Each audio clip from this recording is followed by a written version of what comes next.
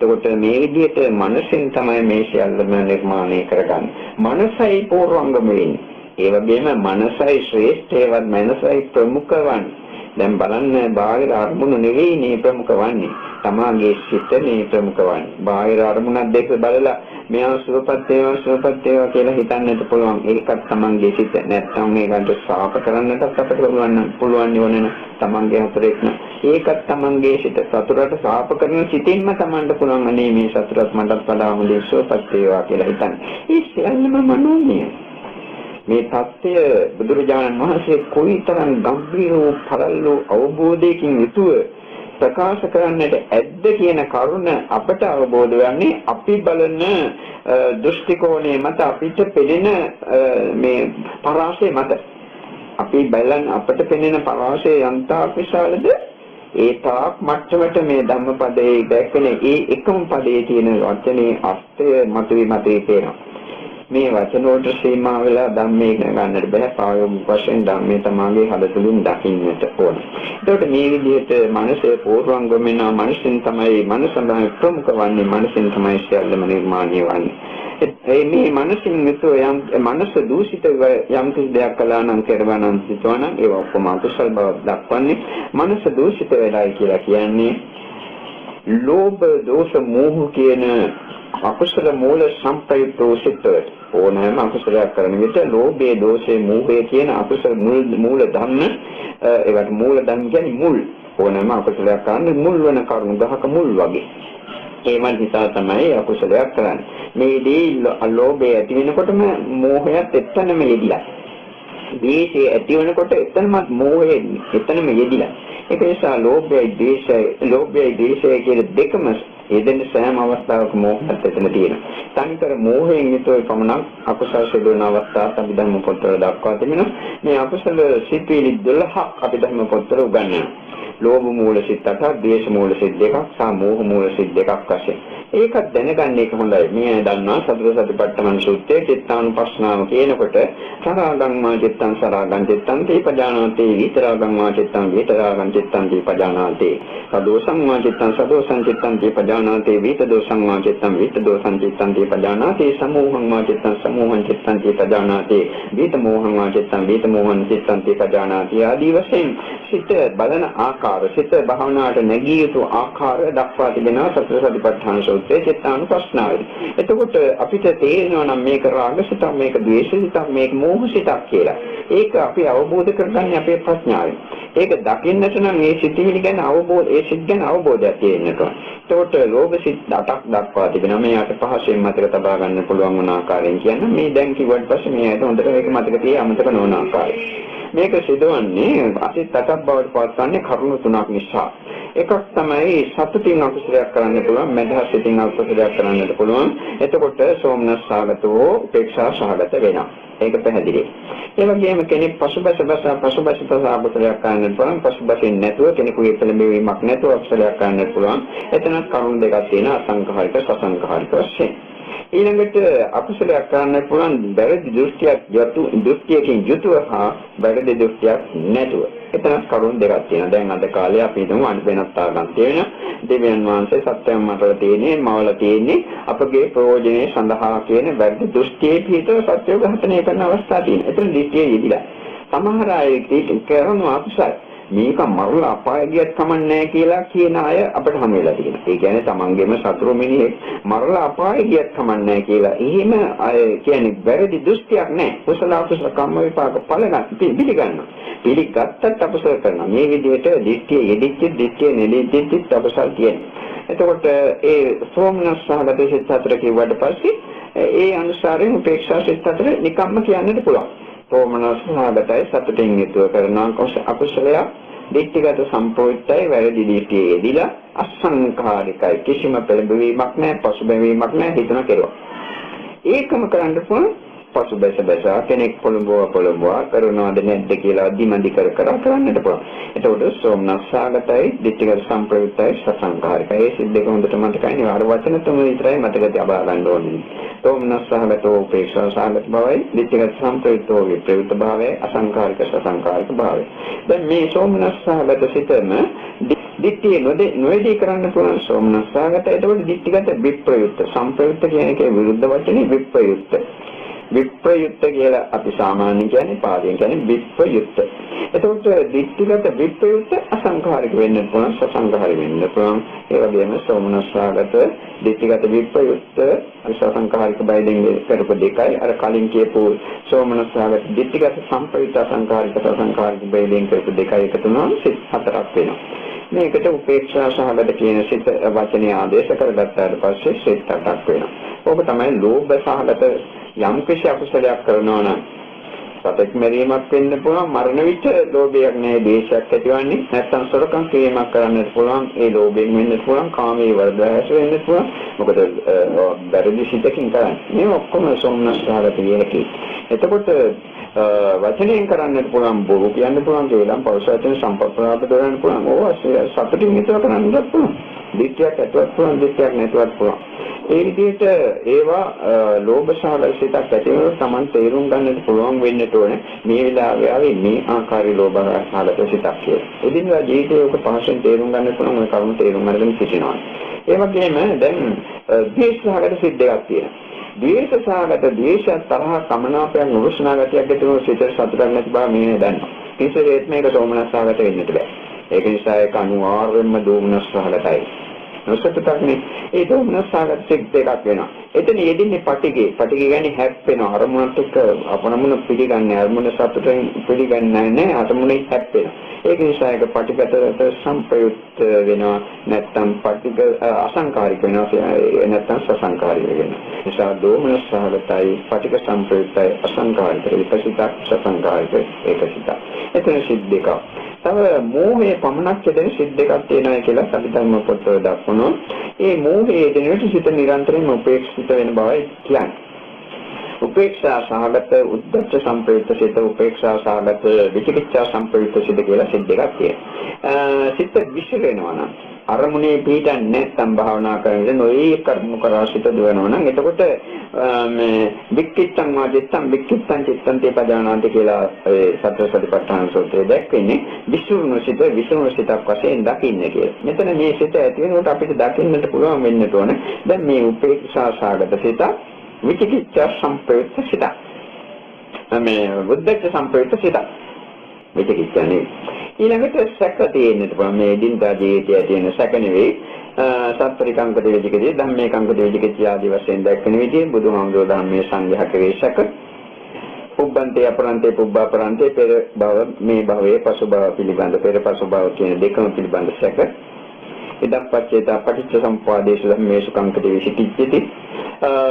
පටිච්ච සම්පදාය ධර්මයන් පිළිබඳ දැක ඒ වගේම සෙක්ඛාය කංක දෙවිසිකිච්චේ ත්‍රිශික්ෂා සීල සමාධි ප්‍රඥා පිළිබඳ සැක.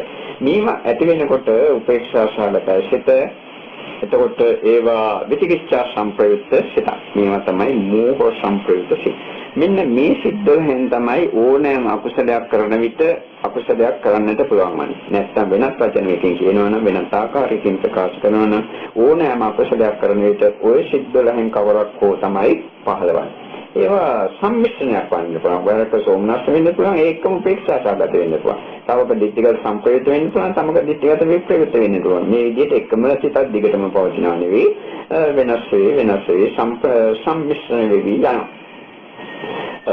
එතකොට ඒ අකුසල පැත්තේ ඊළඟට කියනවානේ මනසාචේ ප්‍රසන්නේන භාසතේවා ප්‍රසන්න වූ මනසකින්. ප්‍රසන්න මනසක් කියන එකෙන් මේ අදහස් කරන්නේ අර ලෝභ දෝෂ මෝහ කියන අකුසල මූලන්ට ප්‍රතිවිරුද්ධ වූ අලෝභයේ දෙන අදෝෂයේ දෙන අමෝහයේ දෙන සිත්. අලෝභ දෝෂ මෝහ කියන්නේ කුසල මූල. ඕනෑම කුසලයක් කිරීමේදී මුල් වන ධම්ම වල තමයි කුසල මූල කියන්නේ. අලෝභය, අදෝෂය, අමෝහය. මේවා සිත් දක්වලා තියෙන අභිධර්මයේ විදිහට නම් ධ්‍යාන සිත් 9ක් දක්වලා තියෙනවා. රූපාවචර ධ්‍යාන සිත් 5ක් හා රූපාවචර ධ්‍යාන සිත් 4ක්. අර රූපාවචර ධ්‍යාන සිත් 5ක් අභිධර්මයේ උගන්වන සූත්‍ර පිටකයේ දක්වන්නේ 4. මේ දෙකම නිවැරදි. නමුත් වඩා නිවැරදි වන්නේ සූත්‍ර පිටකයේ දැක්වෙන විදිහට පළවෙනි, දෙවෙනි, තුන්වෙනි, හතරවෙනි කියන රූපාවචර ධ්‍යාන 7. යම් මොකද පළවෙනි ධ්‍යානයේ විතක් විතර තේසුක එකග්ගත සහිත චෛතසික ධර්ම 5ක් තියෙන බව මේ අය දන්නවා. දෙවෙනි ධ්‍යානයේ යනකොට විතක් විචාර දෙකම නිරුද්ධ වෙලා යනවා එකවර. නමුත් කෙනෙකුට අවශ්‍ය නම් අදිස්ථාන කරලා භාවනා කරන්න පුළුවන් විතක්කේ පමණක් නිරුද්ධ වූ ධ්‍යානයට සිතපත් කරගන්න ලැබේවා කියලා. ඊට පස්සේ එතකොට ඒ විතක්කේ විතරක් නිරුද්ධ වූ ධ්‍යාන සිතක් ඇති වෙනවා. මේක ප්‍රායෝගිකව සිදු වෙනවා. ඊළඟට විචාරය විතක්ක දෙකම නිරුද්ධ වූ සිත ධ්‍යාන සිත උපදවා ගන්නට ලැබේවා කියලා අදිස්ථාන කරපුවම මේ දෙකම නිරුද්ධ වෙනවා. ඒක නිසා ප්‍රායෝගික වශයෙන් ඒ විදිහට අදිස්ථාන කරලා ඒ ධ්‍යාන සිත පහ උපදවා ගන්න පුළුවන් රූපාවචර ධ්‍යාන සිත පහ. එහෙම අදිස්ථාන කරන්නේ නැතුව පළවෙනි ධ්‍යාන සිත ඇති කරන දෙවෙනි ධ්‍යාන සිතට අදිස්ථාන කළොත් විතක්ක විචාර දෙකම එකවර නිරුද්ධ වෙනවා. ඒක නිසා සූත්‍ර පිටකයේ තියෙන එක වඩා නිවැරදි. නමුත් අභිධර්ම පිටකයේ තියෙන සිත් පහ වුණත් වැරදි සහගතයි කියලා කියන්නට බෑ. අරූපාවචර ධ්‍යාන හතර මේ අය දන්නවා. ආකාසානං චායතන විඥානං චායතන ආත්ම සංඥාතන නිවසඤ්ඤාන ආසඤ්ඤායතන. ඊළඟට කාමාවචර සිත් 8ක් තියෙනවා. කාමාවචර කුසලයක් කරන කියන්නේ ධ්‍යාන සිත් නොවන කුසලයක් කරන්නේ සිත් 8කින් කවරකින් හෝ කවර සම්මිශ්‍රණයකින් හෝ. මේකෙත් සිත් 8ක් වන්නේ කරුණු 3ක් මත. අර සෝමනස්සහගත උපේක්ෂා සහගත ભેදේ මෙතනක් තියෙනවා. කුසලයක් කරන්න පුළුවන් සෝමනස්ස සහගතව සතුටින් මන්දහස් සිතෙන් කරන්න පුළුවන්. ඊළඟට මෙතන ඥානේ යෙදිලා කුසලයක් කරන්නට පුළුවන්, ඥානේ නැතුව කරන්නට පුළුවන්. එතකොට ඥාන සම්ප්‍රයුක්ත වෙනවා. ඥානේ යෙදුනොත් ඥානේ යෙදුනේ නැත්නම් ඥාන විප්‍රයුක්ත වෙනවා. ඒකත් අසංඛාරික සසංඛාරික කියලා කොටස් දෙකක් වෙනවා. එතකොට අසංඛාරික සසංඛාරික ભેදේ කියන්නට වැඩක් නැහැ. කලින් කියපු නිසා සෝමනස්ස උපේක්ෂා සාගතේ භාවයේ ඒ දෙකේ වෙනස කියන්නට අවශ්‍ය නැහැ කලින් කියලා තියෙන නිසා. එතකොට මෙතන තියෙන්නේ අපි ඥාන සම්ප්‍රයුක්ත ඥාන විප්‍රයුක්ත භාවයේ පමණ. හරිම ලේසි මතක තියාගන්න ඒක. එතකොට මේ සිත් 8ක් වන්නේ කොහොමද? සෝමනස්ස සහගත අකුසලයක් මේ කරන්නේ. සෝමනස්ස සහගතයි ඥාන සම්ප්‍රයුක්තයි ඥානෙ යෙදිලා අසංඛාරික එක සිතක් තියෙනවා, සසංඛාරික තව සිතක් තියෙනවා. ඒකම කරන්න පුළුවන්. සෝමනස්ස සහගතයි ඥාන විප්‍රයුක්තයි ඥානෙ යෙදිලා නැහැ. අසංඛාරිකයි සසංඛාරිකයි. මේ සෝමනස්ස සහගත කියන සිත වචනේ ආදේශ කරන්න වචනේ වෙනුවට ආදේශ කරන්න උපේක්ෂා සහගත කියලා. එතකොට සිත් 4ක් වෙනවා. එතකොට සිත් 8යි. ඔය සිත් 12 ඒ කියන්නේ කාමාවචරයි, රූපාවචර 5යි, සහ අරූපාවචර 4යි. ඔය සිත් ටිකෙන් තමයි 12ක් නෙවෙයි. එතකොට 13යි 17යි 17ක් වෙනවා. එතකොට ඒ සිත් වලින් තමයි ඕනෑම කුසලයක් කරනකොට කුසලයක් කරන්නට පුළුවන් වන්නේ. මේ විදිහට ඒ කුසල හෝ අකුසල කරන විට අභිධර්ම පොතේ දක්වා තිබෙනවා යම් කිසි චිත්ත නියාමයකට අනුව මේ සිතේ ධර්ම ගලාගෙන යන ආකාරය. සිතවිලි ගලන්නේ සිතේ තියෙන නියම ධර්ම පහක් තියෙනවා. මේ අයව දන්නවා. ඒ චිත්ත නියාමයේ කියලා එකක් තියෙනවා. ඒකේ හැටියට මේ ඒ සිතවිලි එක්තරා අනුපිළිවෙලකට එකකට පස්සේ එකක් එකකට පස්සේ එකක් මේ විදිහට ගලාගෙන යන්නේ ප්‍රවාහයක් තියෙනවා. මේවට චිත්ත වේති වශයෙන් අභිධර්ම පොත්වල උගන්වා තිබෙනවා. දැන් මේ චිත්ත වේති විවිධ වර්ග තියෙනවා. ඊටම අතිමහන්තාරම්මන චිත්ත වේතියක් ගැන අපි කතා කරොත් මේක පහසෙන් මෙයාට තේරුම් ගන්න පුළුවන්. ඇහැට රූපයක් දැක්ක කියලා උදාහරණයක් අපි ගමු. රූපය දැක්කට පස්සේ දැන් රූපය හොඳයි, ලස්සනයි, කැතයි, නීරි අර ඕන විදිහකට අපි තීරණය කළා කියලා හිතන්න. දැන් මේ රූපය ඇහැට පේනකොට මේ දන්නවා චක්කුංජ පටිච්ච රූපේ දුප්පටි චක්කු විඥානං ඇහි රූපය ගැටීම නිසා චක්කු විඥානය ඇති වෙනවා. චක්කු විඥානය ඇති වෙන්නට අපි කියවනේ මනෝපෝග්ගම්ගම මනස පූර්වංගම වෙන්නට ඕනේ කියලා. ඒක නිසා පූර්වංගම තියෙන්නට ඕනේ භවාංග චිත්ත පරම්පරාව. ඉතින් භවාංග චිත්ත පරම්පරාව කියන්නේ ප්‍රතිසන්දේ ගෙන දුණු සිත. ඒකේ කුටි තුනක් තියෙනවා. ප්‍රතිසන්දේ ගෙන දෙනවා. වෙන සිතිවිලි නැති වෙලාවට ඒ සිත දිගටම පවතිනවා. මරණ වෙලාවට සිතේ විනාශ නැති වෙලා යනවා. චුති චිත වශයෙන් උපදිනවා.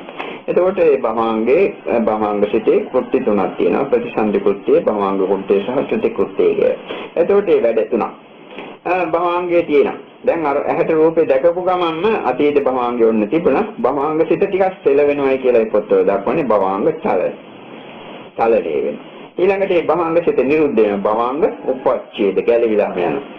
ඒක තිබුණොත් වෙන සිතක් ඇති කරගන්න බෑනේ. ඒක නිසා එන්න සිත් තුනක් තියෙනවා. අතීත භවාංග, භවාංග චලන, භවාංග උපච්ඡේද. ඒ පූර්වංගම වෙන්දිපෑ දැන් චක්කු විඥාන ඇති වෙන්නේ. චක්කු විඥාන ඇති වෙන්නේ ඉස්සෙල්ලා අභිධර්ම පොත්වල තියෙනවා ආවර්ජනය කරනවා. දැකපු සිත දැකපු රූපය අපි උදාහරණයක් ගන්න රූපයේ දෙසට සිත හර වෙනවා. ඒ නිසා පංචද්වාර ආවර්ජන කියලා කියන්නේ ඒක නම් විතරක් නෙවෙයි නෑ. මොකද අස කන නාසය දිව ශරීරය කියන අස කන නාසය දිව ශරීරය කියන ඉන්ද්‍රිය පහ පැත්තට ආවර්ජනය මනස උතන ගණන් කරන්නේ නැහැ. අත වශයෙන් මනෝද්වාර ආවර්ජනය කියවන තමයි ඔක නිවැරදි. කෙසේටත් පංචද්වාර ආවර්ජනය කියලා සිතක් පහළ වෙන. ඒ පැත්තට හරවන. ඒ පංචද්වාර ආවර්ජනය කියන්නේ මනෝද්වාර ආවර්ජනයමයි වෙන එකක් නේ. එතකොට ඊට පස්සේ චක්කු විඥානය ඇති වුණා. මේක දන්නවා මේ. චක්කු විඥානය ඇති වුණාට පස්සේ දැකපු රූපේ පිළිගන්නවා. සම්පටිච්ඡන කියන්නේ. ඊළඟට දැක්කපු රූපය හොඳයි, ලස්සනයි, කැතයි, මිහිරි, විවිධාකාරයෙන් අපි තීරණය කරනවා. සම්තීරණ සිතක්. ඒ තීරණේ නිගමනයකට බහිනවා මේක සත්‍ය වශයෙන්ම ලස්සනමයි, මේක කැතමයි, මෙයා ලස්සන මගේ හතුරෙක්මයි, මිතුරෙක්මයි ආදී වශයෙන් සම්තීරණ සිතක් ඇති වෙනවා. එතකොට කොහොමද ආවේ අතීත භවංග චන් භවංග උපච්ඡේද සිත් නැති වෙලා ඒ සිත් නැති වෙලා ගියා. පංචද්වාර සිත්ෙන් පස්සේ චක්කු විඥානය ඇති වුණා. සම්පටිච්ඡේනියාව, සම්තීරණයාව, බොත්තපනාව. ඕවා චිත්ත නියාමයට අනුව ක්‍රියාත්මක වන බවයි දැක්කේ. ඊට පස්සේ දමන් සිත් හතක් ඇති වෙනවා මේ අතිමහන්තාරාමන සිත් වේතේ. මේ දමන් සිත් තමයි කුසල් හෝ අකුසල් වන්නේ. මේක කුසල පැත්තටත් එකයි අකුසල පැත්තටත් එකයි. ඒක විදිහට ක්‍රියාත්මක වෙනවා. දමන් සිත් හතක් ඇති වෙනවා. හත ඇති වුණාට පස්සේ අර ඒ දමන් සිත්යේ අරමුණේ මෙල්දීගෙන දුර්වල වූ සිත් දෙකක් ඇති වෙනවා. සදාලම්බන. ඒකෙම එල්දීගෙන සිටින සදාලම්බන සිත් දෙක. මෙන්න මේ දමන් සිත් හතේ තමයි කුසල් අකුසල් භාවය සඳහා පවතින්නේ. එතකොට මේ දමන් සිත් හතෙන් පළවෙනි දමන් සිත මේ ජීවිතයේදී ඵල දුන්නොත් එහෙම ඵල දෙන්න අවස්ථාව ලැබුණොත් එහෙම ඵල දෙනවා. ඵල දුන්නේ නැත්නම් අවශ්‍යයි. එහෙමයි පොතේ කියන්නේ. ඒ වගේම හත්වෙනි දමන් සිත තියෙනවා. ඒක තරම් ප්‍රබල එකක් නෙවෙයි. මොකද මැද සිත් පාවා. ඒ සිත දෙවනි භවයේදී ඵල දෙන්න අවස්ථාව ලැබුණොත් ඵල දෙනවා. දෙවනි භවය කියන්නේ මේ ආත්මෙ මැරිලා ඊළඟ ආත්මෙ ඉපදුනාට පස්සේ ඊළඟ භවයේ ලැබුවාට පස්සේ ආත්මය. ඒකේ ඵල දුන්නේ නැත්නම් ඒක අවශ්‍ය වෙලා යනවා කියලා පොත්වල දක්වා තිනවා. මැද තියෙන දමන් සිත් පහ තියෙනවානේ. ඔය අකුසල හෝ කුසල සත්‍යයේ ගෙවා නිමෝනතෙක් පිරිනුවම් පාන මොහොත දක්වාම අර චක්කන්ව වහතෝ පදං ඡායාවන පායිනේ කියලා හැම බුදුහාමුදුර දැක්ක උපමා තියෙනවානේ. කරත්තේ පසපත්තේ රෝදේ කරකිනවා වගේ නැත්නම් හේවණැල්ල පසුපත් වෙනවා වගේ කොයි වෙලාවෙ හරි අවස්ථාව ලැබිච්ච ගමන්ම කර්මය ඵල දෙන්නට පුළුවන්. පිරිනොම් පාන මොහොත දක්වාම කවදා කොයි ආකාරයෙන් කර්මය ඵල දෙයිද කියන එක සඳහා පවතින්නේ ඒ කර්මය ඵල දීමට අවශ්‍ය කරුණු එකතු වීම තුළින්. එකතු වීම නිසා මේ විදිහටයි ඒ කුසල අකුසල කර්ම සිතිවිලි ඵල දෙන්නේ. ඒකට මේ සිත් ගැන ටිකක් අවබෝධයක් ඇති කරගන්න ඕනේ. විශේෂයෙන්ම කුසල කරන විට ඥාන සම්ප්‍රයුක්තවම කුසල කරන්නට බලන්න. පුළුවන් තරම් දුරට සෝමනස්ස සහගත සතුටින් යුතුව කුසල කරන්න. මොකද හේතුව ඒ කුසල වල විපාක දෙන විට අපිට සතුටින් ජීවිතය ගත කරන්න පුළුවන්. කොහේ ඉපදුණා. දැන් අද කාලේ උපදිනේ කොච්චර මිල මුදල් තිබුණා සිතේ සතුටක් නැහැ, උපේක්ෂිත භාවයක් තියෙනවා. මොකද හේතුව අර උපේක්ෂිත සිතකින් ලෝකේ පහළ වෙලා තියෙන ප්‍රතිසන්දි විඥානය ලැබලා තියෙනවා. ඒක නිසා පුළුවන් තරම් දුරට සෝමනස්ස සහගත වෙන එක හොඳයි. පහෝ විට සමහර අය කියන උපේක්ෂා සහගත වෙන එකයි වඩා උසස් කියලා. කෙසේ වෙතත් සෝමනස්ස සහගත විදිහට කුසලයක් කළොත් සෝමනසින් අපිට ඉන්නට පුළුවන්. මට හම්බ වෙලා තියෙන එක පුද්ගලයෙක් විතරයි කාන්තාවක්.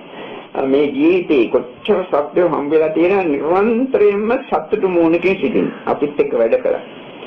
3000ක් විතර වැඩ කරපු පිරිස අතරින් හිටියේ එක්කෙනෙක් පමණයි.